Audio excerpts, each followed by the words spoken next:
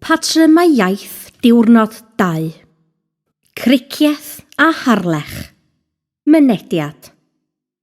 Day 2 Language Patterns. Your day in Cricieth and Harlech uses Units 1 to 8 of the Mynediad course. Here's a quick review of the main grammar points and patterns from the units. Rhif 1. Question words. The words sit, lle, pryd, pam, pwy, beth, and faint, how, where, when, how, who, what, and how many are very useful at the start of questions you want to ask. The words mair follow sit, lle, pryd, and pam. For example, sut mae'r tywydd heddiw? How is the weather today? Lle mae'r castell? Where is the castle? Pryd mae'r cyfarfod? When is the meeting? Pam mae'r plant yn dawel? Why are the children quiet? The words ydyr follow pwy, beth, a faint. Pwy ydy'r athro? Who is the teacher? Beth ydy'r problem? What is the problem? Faint ydy o'n costio? How much does it cost?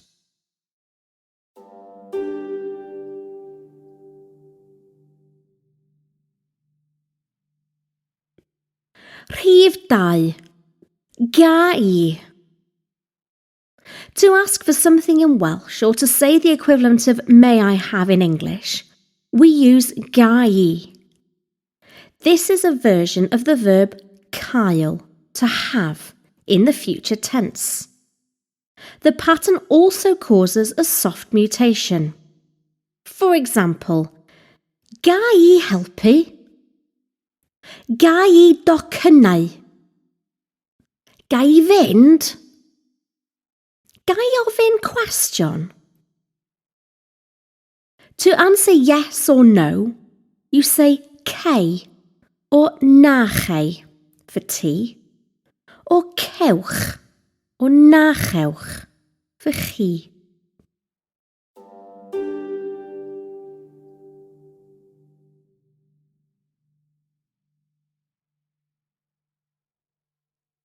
Rhif 3.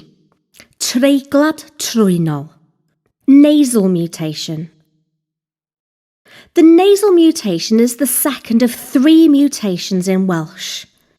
The letters t, k, p, b, d, and g can take a nasal mutation, but in these units you only use it with the letter k. To say in Cricieth in Welsh, you use the words yn and Cricieth. The word yn, when it means in, causes a nasal mutation. Therefore, yng Cricieth. Mae'r castell yng Cricieth yn fawr iawn.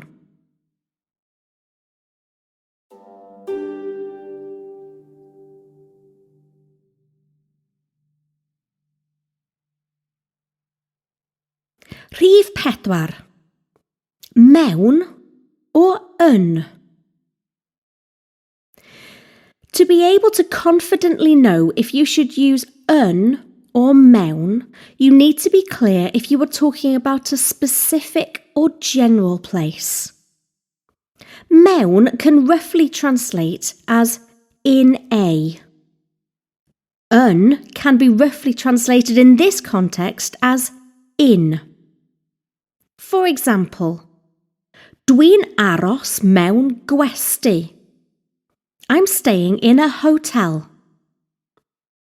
Dwi'n gweithio mewn ysgol. I work in a school. Dwi'n gweithio mewn castell.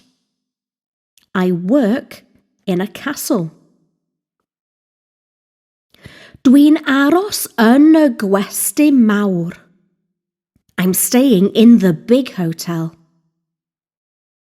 Dwi'n gweithio yn ysgol Abercastell. I work in Abercastell School. Dwi'n gweithio yng Nghastell Conwy. I work in Conwy Castle.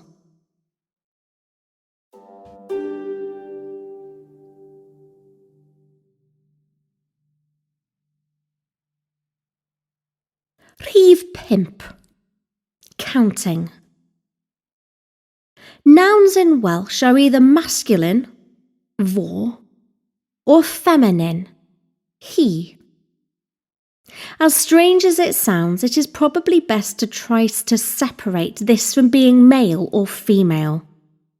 Things being masculine or feminine cause different mutations in different contexts, so understanding this will be an important part of building up the jigsaw puzzle of learning Welsh. Generally, it is best to learn which things are feminine. A dog, ci, regardless of whether the dog is male or female, is a masculine noun. So when you are talking about 1, 2, 3 or 4 dogs, you would count 1, 2, 3, 4 ci. 1 ci, 2 gi, 3 chi, 4 ci, 5 ci, 6 chi. A cat, cath, is a feminine noun. So when you are talking about 1, 2, 3 or 4 cats, you would count 1, 2, 3, 4 cath. 1, soft mutation. 2, soft mutation. 1 gath. 2 gath. 3 cath. 4 cath. 5 cath. 6 cath. Different numbers cause different mutations for masculine and feminine nouns, which will be covered more in future units.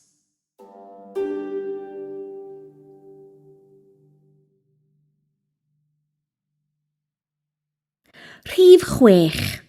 Emphatic sentences. An emphatic sentence is a sentence that emphasises the noun or subject by placing it at the start of the sentence. To say, he is a teacher in Welsh, you would say, mae o'n athro. If you wanted to emphasise the word teacher as being the important part of the sentence, you would say, athro ydi o. To say yes or no to answer an emphatic sentence, you use the answers ia or naci. Mae hi'n athrawes. Athrawes ydy hi. Mae hwn yn gastell mawr. Castell mawr ydy hwn. Mae o'n frenin dewr. Brenin dewr ydy o. Mae'n nhw'n brysur iawn heddiw. Heddiw, mae'n nhw'n brysur iawn. This concept will be built on in later courses in more complex sentences, so it is important to be clear about what word is emphasised in a sentence and why.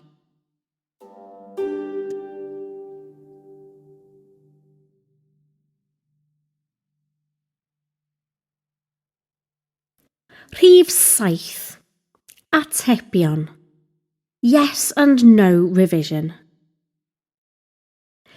The best way to think about yes and no in Welsh at the moment is that these two words don't exist, and you need to answer with a short sentence with information such as I want, I can, or I did. Knowing whether the question uses a verb, uses isio, or is an emphatic question with the tense will give you confidence you're using the correct word. If the question uses bored in the present tense at the start, here are the possible answers.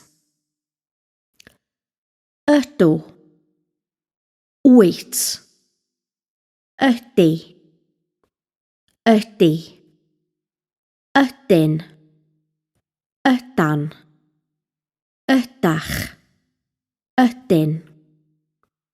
For example, wyt ti'n dysgu Cymraeg? Ydw, dwi'n dysgu Cymraeg. Nac ydw, dwi ddim yn dysgu Cymraeg.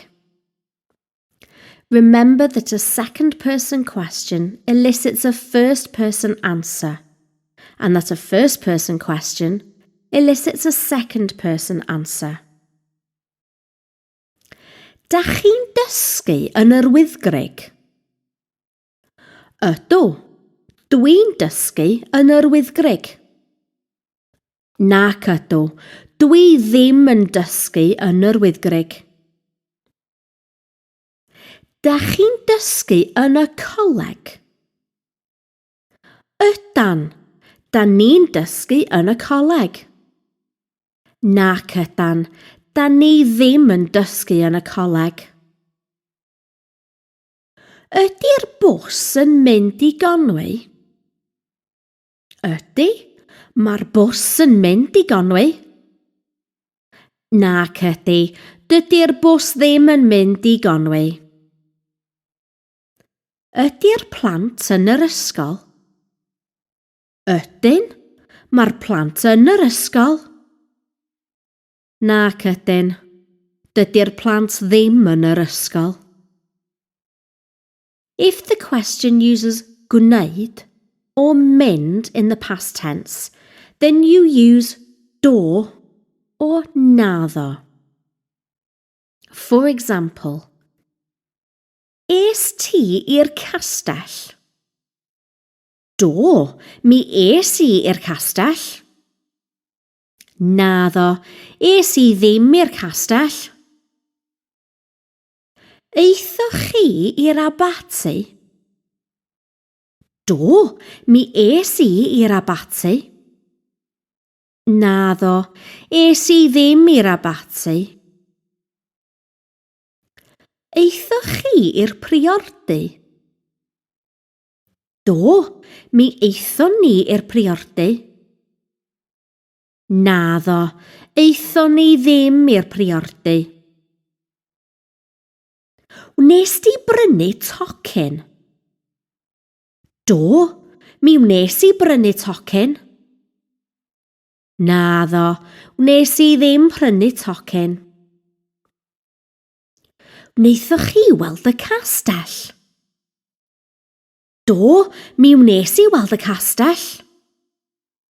Naddo, wnes I ddim gweld y castell. Wnaethoch chi brynu cinio? Do, mi wnaethon ni brynu cinio. Naddo, wnaethon ni ddim prynu cinio.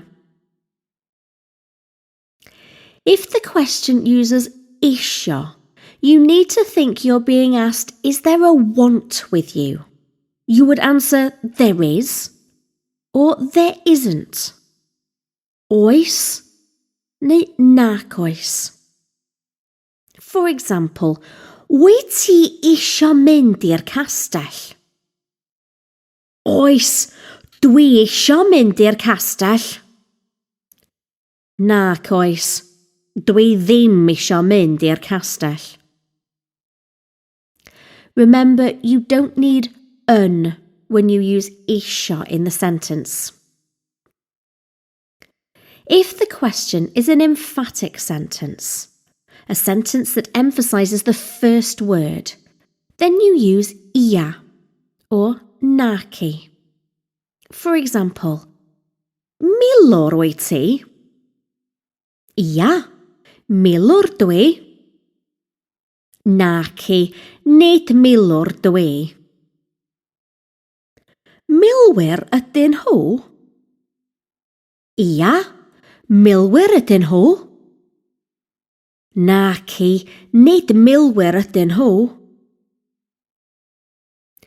If the question uses gai, then you're actually using the irregular verb cael in the future tense. Can I have? Then you use cei or nachei, or cewch or nachewch, depending on if you are using ti or chi in the conversation.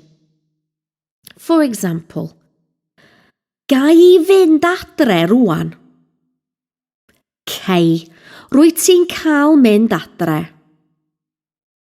Na chei, dwyt ti ddim yn cael mynd adre. Gai I ofyn cwestiwn? Cewch, be ydych chi eisiau ofyn? Na chewch, chewch chi ddim gofyn cwestiwn rwan.